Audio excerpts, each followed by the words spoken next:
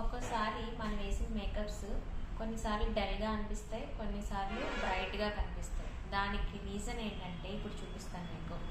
మనం వేసుకునే అవుట్ఫిట్ మీద మన మేకప్ అనేది డిపెండ్ అయి ఉంటుంది. ఇప్పుడు ఫర్ ఎగ్జాంపుల్ చూడండి, ఇప్పుడు నా ఇక్కడ గ్రీన్ కలర్ అనేది ఎక్కువగా ఉంది. గ్రీన్ కలర్ ఉన్నప్పుడు నా ఫేస్ మీద ఏం రిఫ్లెక్ట్ అవ్వట్లేదు, ఎందుకంటే ఇది కూల్ కలర్ అనమాట. గ్రీన్ అనేది కూల్ కలర్. ఓకే, అదే కనుక నేను ఇప్పుడు ఎల్లో చూపిస్తాను చూడండి.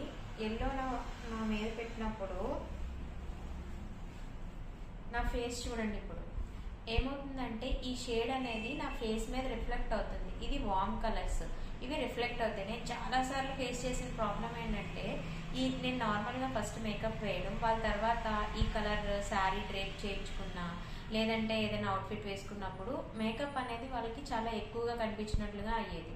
వాళ్ళు హెవీగా వేసారు అనేవారు. లేదండి శారీ చేంజ్ చేసుకొని సరిపోతుంది అని నేను చెప్పేదాన్ని. ఇప్పుడు మీరే చూడొచ్చు, ఇది వేసుకునేటప్పటికి ఇది నా మీద రిఫ్లెక్ట్ అవుతుంది.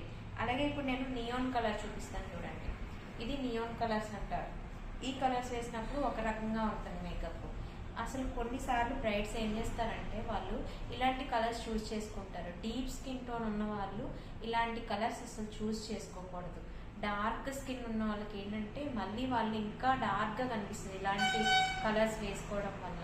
ఎప్పుడు కూడా మీకు సూట్ అయ్యే కలర్స్ అనేవి చూస్ చేసుకోండి. Thank you.